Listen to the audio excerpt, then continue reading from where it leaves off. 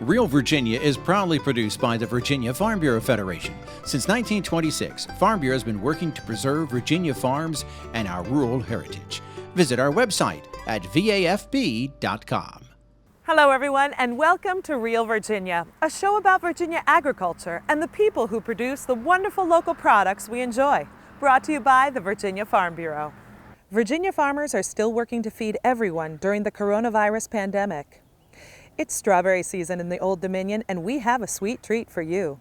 And some Virginia landowners are getting back to nature when it comes to controlling weeds and brush.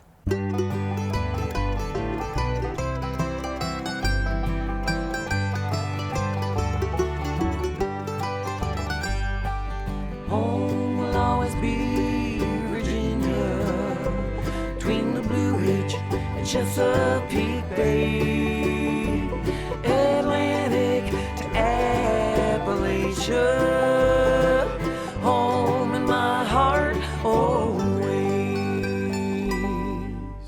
Welcome back to Real Virginia, everyone. We're coming to you this week from the site of a goat landscaping project in Richmond, Virginia.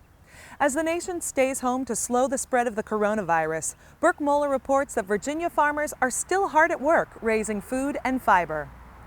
The coronavirus has upended much of daily life for everyone, and farmers are no different. In some instances, they've had to make adjustments to their business operations and sales on the fly.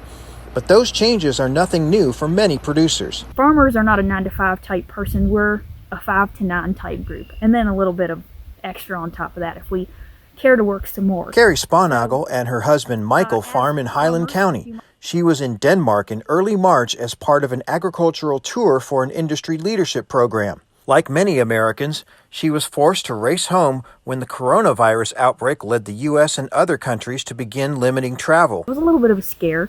We were all kind of, what do we do when we get home? How are our families, gonna handle this? I came home to the farm here and I self-quarantined by myself away from my 2 sons and my husband for the 14 days that we were required to self-quarantine. It was a very interesting time. We knew that we couldn't see each other, stay in the same house, and life was challenging for about 2 weeks. And now with further restrictions, we are back together, but now we're facing all the other things that come with being safe and being prepared in the public. While some grocery aisles may look empty, Virginia farmers want you to know that it is only temporary. Stores are closing early so workers can restock, and they're able to restock because there's an ample food supply. The connection isn't always obvious to everyone, so farming advocates are sharing visual examples of farmers doing what farmers do and adding the hashtag #StillFarming on social media. As of early April, that hashtag had been associated with 11 million views across social media in 48 states. We will keep on raising, producing, growing Virginia's produce, proteins, and grains. Barry Bates owns and operates Mount View Farm in Essex County, where he raises Angus beef cattle and hay. He also serves on the State Board of Directors for the Virginia Farm Bureau, so he's familiar with many other challenges facing farmers during the pandemic. He's closely watching the H-2A visa regulations concerning foreign workers, who are critical to farm labor in Virginia. Other farmers, like vegetable and hay producer Darren Grigsby, haven't seen a big change in consumer demand yet. He's staying focused on what he needs to do to keep his crops growing. Well, it really hasn't affected farmers that much. I mean, we still we're helping feed the country, so our operations have to continue to get crops in. But as president of the King George County Farmers Market, Grigsby has seen one significant impact of the virus. They've already pushed back their market opening for 30 days. The governor's relieved some restrictions on farmers markets. At first they were considered non-essential, and then he looked at it a little different and said that they could be open under some different guidelines, not normal everyday business. Pretty much he wanted them to be a drive-through only, where people would drive by the vendors and hopefully have already pre-ordered, and all they had to do was just drive through and pick up. In Orange County, Erin Gallahan, daughter Carly, and their family run a dairy farm. Some of the precautions they're taking on the farm will sound familiar to folks stuck at home. Washing our hands as often as possible. We're also going through and sanitizing high-touch areas. But their line of work also requires more stringent precautions. You know, as a dairy farm, we have a lot of vendors coming in and out of the farm on a daily basis. And so we ask them to respect the 6-foot boundaries.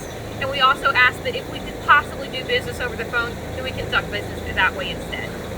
Dairy farmers say with schools closed across the nation, more consumers are drinking milk at home than usual, and the dairy processors are still trying to adjust. The average consumer is probably going into their local grocery stores and seeing empty dairy cases, and that is obviously a concern to the consumer. I'm here to tell you, though, that there is not a supply problem in the United States. We're in the beginning of April now, and we're in what we like to call the spring flush, when there's an overabundance of milk, of fluid milk on the market. While there is still plenty of food in the supply chain in the U.S., farmers are also feeling the impacts of this pandemic. Crop and livestock prices have tumbled downward, and there have been huge shifts in demand due to school and restaurant closings. But history has shown time and again that farmers are resilient, and Virginia producers say they will adjust to whatever the coronavirus pandemic throws at them next. In Spotsylvania County, Virginia, I'm Burke Moeller reporting. American farmers are the most important link in an efficient food production chain that is the envy of the rest of the world. Less than 2% of Americans are full-time farmers, but their meat, milk, fruits, and vegetables are harvested, sold, and shipped to distribution centers or processing plants every day, then packaged and delivered for retail sale. There are just under 45,000 Virginia farms, but the entire food chain employs nearly 334,000 Virginians. Production agriculture generates $3.8 billion in sales each year, but the total economic impact in the Old Dominion is $70 billion.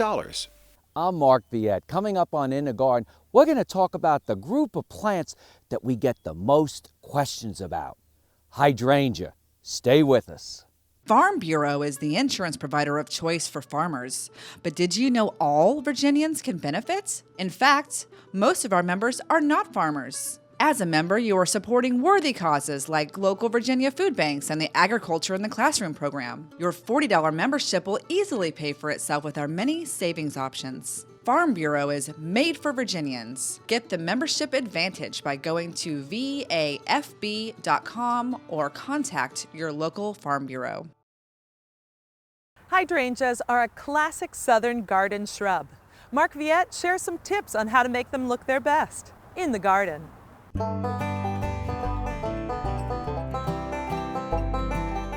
There are two basic types of hydrangeas. One includes all a group of the early spring, mid-spring, maybe early summer. That's when those types bloom. But another type blooms in the midsummer. They tend to be pure white. One of the common, or now somewhat common, great hydrangeas you can grow is limelight. It is sort of a yellowish white, beautiful, easy to grow. Summer blooming hydrangeas produce buds on new wood, so this plant you can prune in the spring.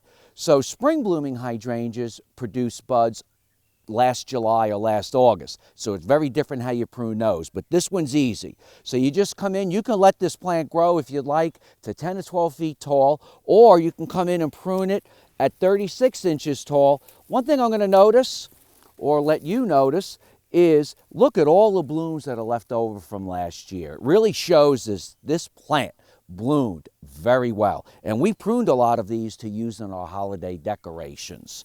But just come in. This can be done late winter, midwinter, or early spring. And the height you cut it to is a height that'll grow a few inches above and produce new flowers. It's that easy with hydrangea limelight.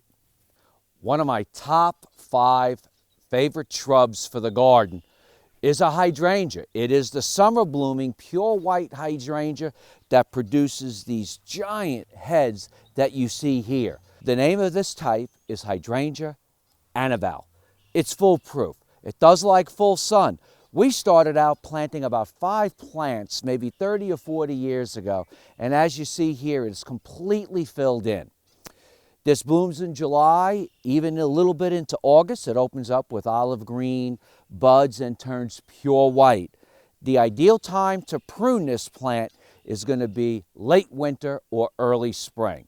And it is easy to prune. You just have your handy shears, and this is a plant you're going to cut back extremely hard. So what you're going to do is come on with your shears and you're going to cut it to one bud from the ground. So you're going to come in and cut this down, and when I mean almost to the ground, it's almost to the ground. You're going to cut this to one bud. And if you look real closely here, you're going to see one bud right there, big fat bud. That's going to produce the new stem and flowers. So just come in.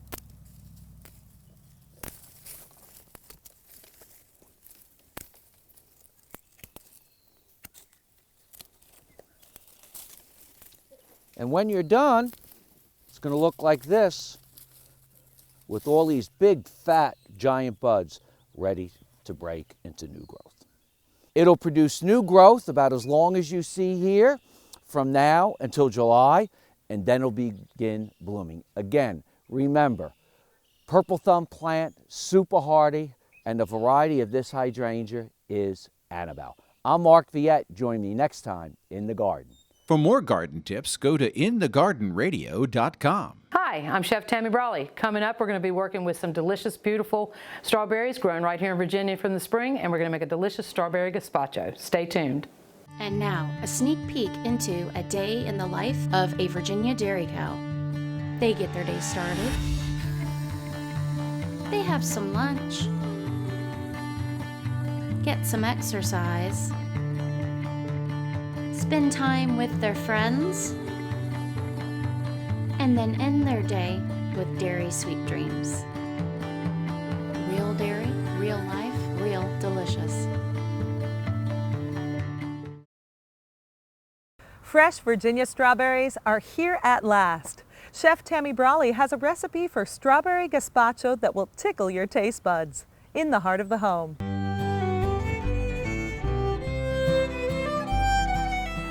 I'm Chef Tammy Brawley with Virginia Heart of the Home. I'm here at Meadow Event Park, and we are here today to make a delicious strawberry gazpacho. Right now it's springtime, and it's a great time to take advantage of the strawberries. We only got about a 4-week window that they're in season. Anytime you can eat in season, the vegetables and fruits are always going to taste better. So we are going to use our handy dandy food processor, and we're going to start with some Virginia grown tomatoes, Virginia grown cucumber, and some Virginia grown red bell pepper. Now, if you have a yellow or an orange bell pepper in your refrigerator, go ahead and use it. Don't feel like you have to run out and get the red one. I personally prefer red, yellow, or orange because I think they're a little sweeter. And we're going to turn this on. We're going to puree it. I'm not going to talk while it's on because you're not going to be able to hear me, so hang on.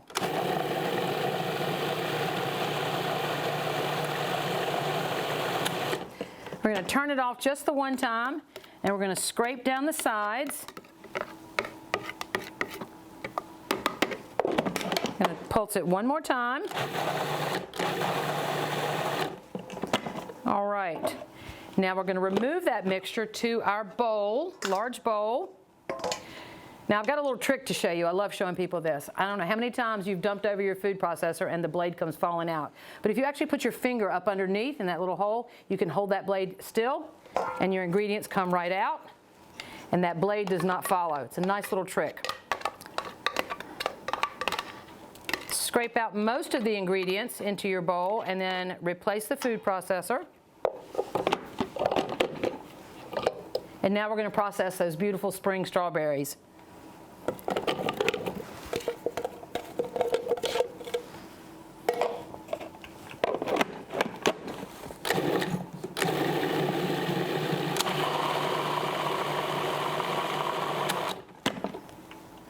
All right, now we're going to remove the strawberry mixture and add it to our tomato, cucumber, and bell pepper mixture. Try to get as much as you can. If you leave a little bit, it's not going to matter because we're going to process it again. We're going to stir that up together. Now remember, this is our gorgeous strawberries, red bell peppers, tomatoes, and cucumber. And we're going to reserve about a cup. And the only reason we're doing that is we're going to add that back at the end to give it just a little bit of texture. So that's about a cup. All right, now let's go back in here one more time. process that up together. Oh, this looks coming together so nicely.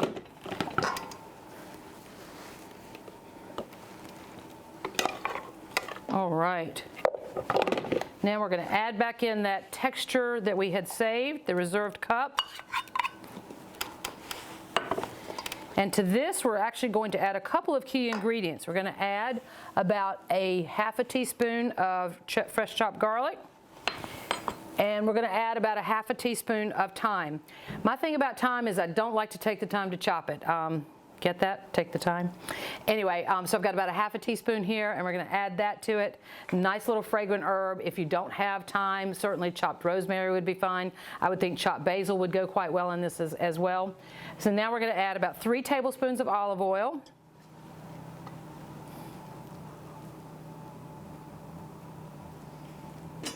And a tablespoon of balsamic vinegar. Now, a nice little acid is always a nice touch. We could use lemon juice if we wanted. I like the idea of adding the balsamic because it's a little sweeter. So we've got it all mixed up together, and now we're going to let it chill in the refrigerator for 6 to 8 hours. But fortunately, through the magic of television, you're not going to have to wait 6 hours, so stay tuned. So, through the magic of television, we have a finished product here. It's chilled for about 6 to 8 hours, and we're going to serve it in our beautiful bowl. I'm going to show you guys a couple of garnishing techniques. Yes, garnish is important. I want to taste it for some salt content. Let's just get a little bit. It needs a little bit of salt. All right, not much at all. So now we're going to garnish it. We've got some delicious sliced strawberries. One thing I learned in culinary school is about garnishing with what is in the recipe itself. In other words, I wouldn't want to garnish this with a jalapeno pepper because I'm not serving jalapeno pepper. And then a little technique that I love to show people is how to slice a whole strawberry. Take it by the greenery on the top, run your knife down, nice little thin stripes, or slices, maybe not stripes. And then you can fan it out. Put that into the bowl, and look how beautiful that is. So there you have it. A nice, delicious cold strawberry soup. Take advantage of those spring strawberries growing right here in Virginia, and I look forward to being with you guys again. Thank you very much. Recipes from the heart of the home can be found on the Virginia Farm Bureau website at vafb.com, and visit Chef Tammy Brawley's website at greenkitchenrichmond.com. The modern American strawberry has its genetic roots in Virginia. An ancestor of today's sweet fruit was brought back to Europe and crossbred in the 1600s to create the genetic lines that are popular today. Strawberries are the second most popular berry raised in Virginia, with 296 farms raising the sweet red fruit on 391 acres. Many berries are sold at pick-your-own operations each spring, and the rest at farmers markets. Very few Virginia strawberries are picked for commercial resale, since the variety raised for the fresh market does not ship well.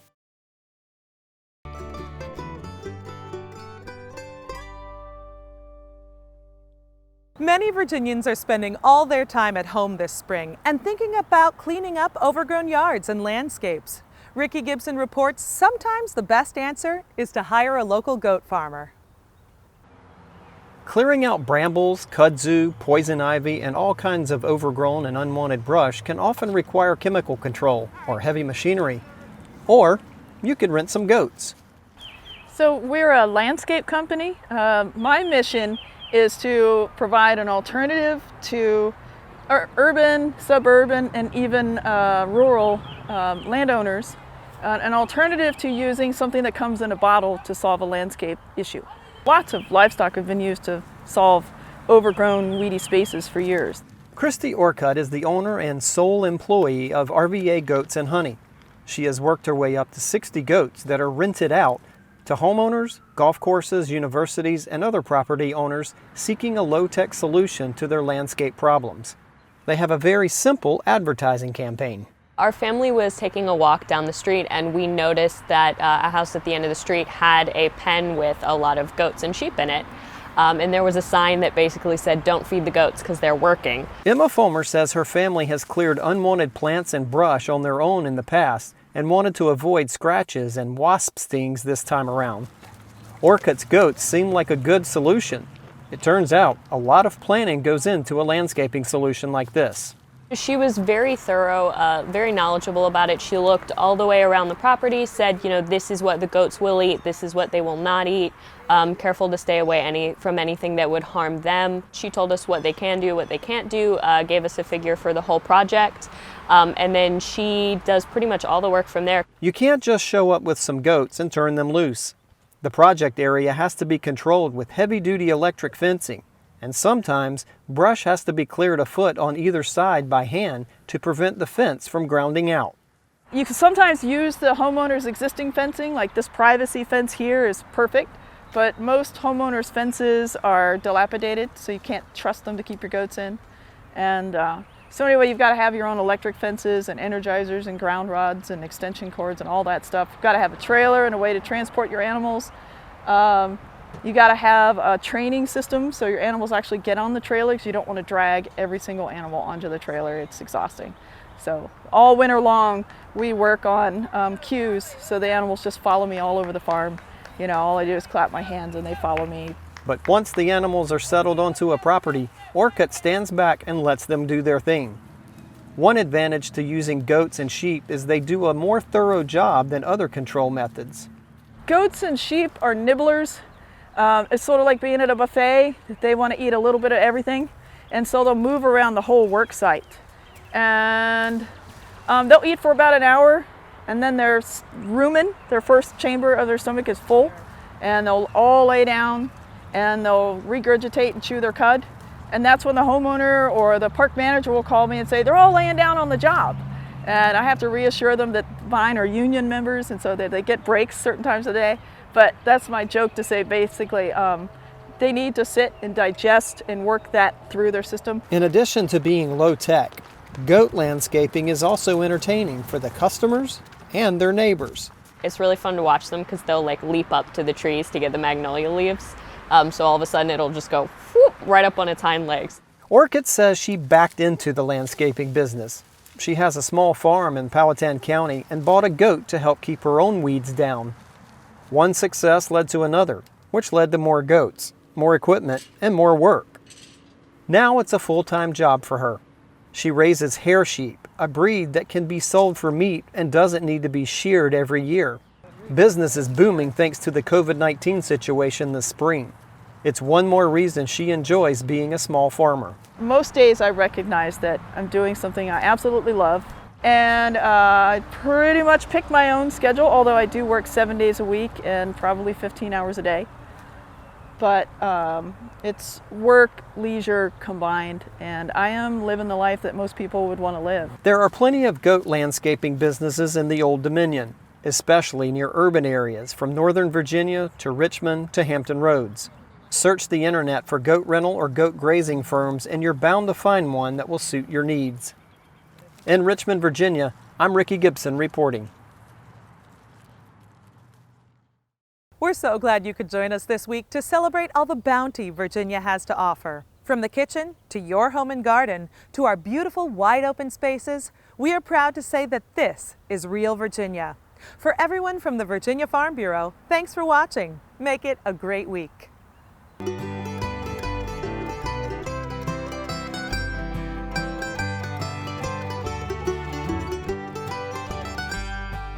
Home will always be Virginia, between the Blue Ridge and Chesapeake Bay.